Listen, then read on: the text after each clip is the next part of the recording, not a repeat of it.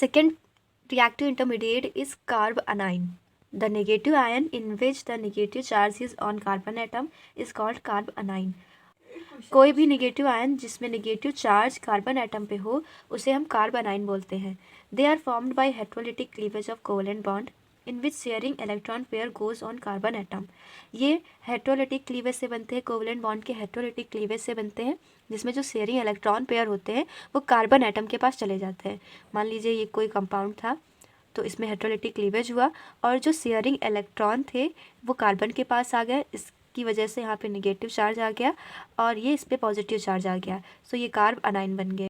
तो डिफिनेशन क्या होगी कार्ब अनाइन की? Thus carbanion is a species in which carbon has a negative charge, 3 bonds and 8 electrons in its outermost cell.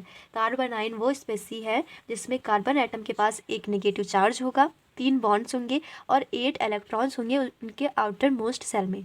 अब methods of preparation देखते हैं कैसे बनते हैं carbanion. They are formed by the neutral organic molecules. ये neutral organic molecule से बनते हैं, स्पेशली हैविंग मल्टीपल बॉन्ड्स जिनके पास मल्टीपल बॉन्ड्स हों, जैसे कि डबल बॉन्ड और ट्रिपल बॉन्ड हो, टू लॉस प्रोटॉन, जिससे वो प्रोटॉन जो है वो लॉस कर सके, मतलब रिलीज़ कर सके स्ट्रॉन्ग लूज बेस के प्रेजेंस में.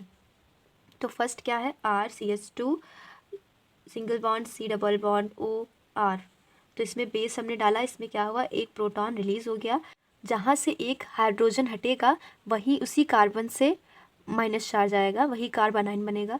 यहाँ से एक हाइड्रोजन एटम हटा, यहीं पे आके जो कार्बन उस हाइड्रोजन एटम से अटैच था वहीं पे नेगेटिव चार्ज आ गया. सेकंड क्या है? यहाँ पे हमने ट्राइफेनाइल मीथेन लिया है, इसमें से हमने क्या किया? यहाँ का H हटा दिया तो नेगेटिव चार्ज जो है वो इस C पर आ गया और वाटर रिलीज़ हो गया. फिर इसकी रिएक्शन क्या है? कार्बनाइन की रिएक्शंस क्या होती है, कैसे रिएक्ट करते हैं? रिएक्शन विद पॉजिटिव स्पेसीज और इलेक्ट्रोफाइल.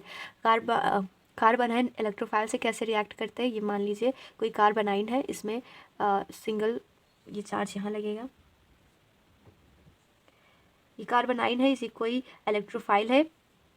जब इसने रिएक्ट किया इन दोनों से तो ये इलेक्ट्रोफाइल यहाँ पे लग गया और यहाँ इसके जो चार्ज थे वो गायब हो गए, ये कंपाउंड बन गया. फिर reaction involving the displacement of an atom और ग्रुप. वो रिएक्शन जिसमें एटम और ग्रुप को डिस्प्लेस किया जाए या फिर एटम और ग्रुप का डिस्प्लेसमेंट हो. Carbanions involves in substitution reaction to displace the atom और ग्रुप. कार्बनाइंस जो होते हैं वो सब्स्टिट्यूशन रिएक्शन करते हैं जिसकी वजह से वो एटम और ग्रुप को डिस्प्लेस कर सकें. जैसे कि ये रिएक्शन दी गई है, इसमें जो ग्रुप है या एटम जो है, ये X जो एटम है उसका डिस्प्लेसमेंट हुआ है, उसको डिस्प्लेस किया गया है, इस कंपाउंड से अलग कर दिया गया है और ये R जो है यहाँ पे अटैच हो गया है. एडिशन रिएक्शन करते हैं ये कंपाउंड, ये कार्बनाइंस. तो they combine with the carbon of the carbonyl group by their unshared electron pair. ये इनसे रिएक्ट करेंगे, ये कार्बनाइन है, ये कार्बोनियल ग्रुप है, इससे रिएक्ट करेंगे तो जो नेगेटिव चार्ज है वो ऑक्सीजन पे आ जाएगा और ये प्रोडक्ट बन जाएगा हमारा. फिर रीअरेंजमेंट रिएक्शन क्या होती है? In some cases, carbanion may rearrange to form more stable carbonium ion. Rearrangement क्या होती है? कुछ केसेस में कार्बनाइन जो है वो खुद को रीअरेंज किया करते हैं जिससे वो ज़्यादा से ज़्यादा स्टेबल हो सके. ट्राइफेनाइल मिथाइल कार्बनाइन, इसमें क्या होता है? 1 डिग्री कार्बनाइन जो होता है वो 2 डिग्री कार्बनाइन में कन्वर्ट हो जाता है. मतलब ये जो नेगेटिव का चार्ज है, ये जो कार्बनाइन जो है वो सेकेंड टर्म पे आ जाएगा, मतलब इससे 2 ग्रुप और अटैच हो जाएंगे, इसीलिए यहाँ पे सेकेंडरी कार्बनाइन बन जाएगा. और हमें पता है प्राइमरी कार्बनाइन लेस स्टेबल होता है as comparison to secondary carbanion के. स्टेबिलिटी का ऑर्डर देख लेते हैं.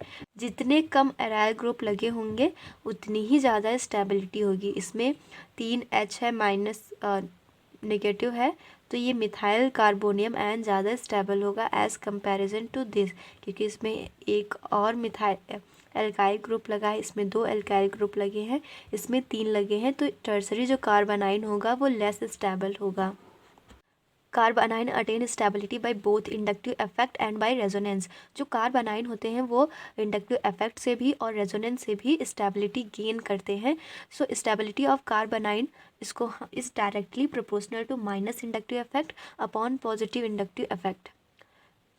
नेक्स्ट स्ट्रक्चर कैसा होता है कार्बोनाइन का। The carbon atom of carbanion is sp3 hybridized. जो कार्बोनाइन का कार्बन एटम होता है वो sp3 हाइब्रिडाइज्ड होता है। It contains 3 bonding and 1 non bonding pair of electron. इसके पास 3 बॉन्डिंग होती है और एक नॉन बॉन्डिंग पेयर होता है इलेक्ट्रॉन्स का। द कार्बोनाइन हैज़ टेट्राहेड्रल स्ट्रक्चर, और कार्बोनाइन का एक टेट्राहेड्रल स्ट्रक्चर होता है। जैसे कि ये हमें दिया गया, ये कार्बोनाइन है जो कि sp3 हाइब्रिडाइज्ड है। ये 3 जो है वो बॉन्डिंग इलेक्ट्रॉन्स हैं और एक जो है वो लोन पेयर ऑफ इलेक्ट्रॉन है। ये हो गया structure of carbanion. So second reactive intermediate carbanion complete हो गया है। अगर वीडियो हेल्पफुल हो then subscribe my channel and press the like button.